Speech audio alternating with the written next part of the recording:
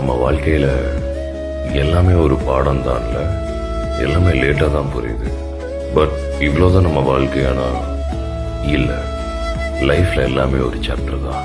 அது ஒவ்வொன்றும் நமக்கு அன்பு, தனிமை, திருப்பம், காதல் இந்த மாதிரி நிறைய கொடுக்கும்.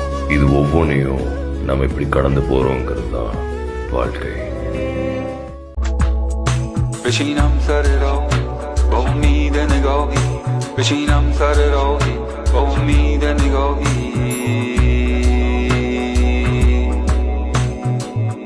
خدایا تو گواهی پادها سادها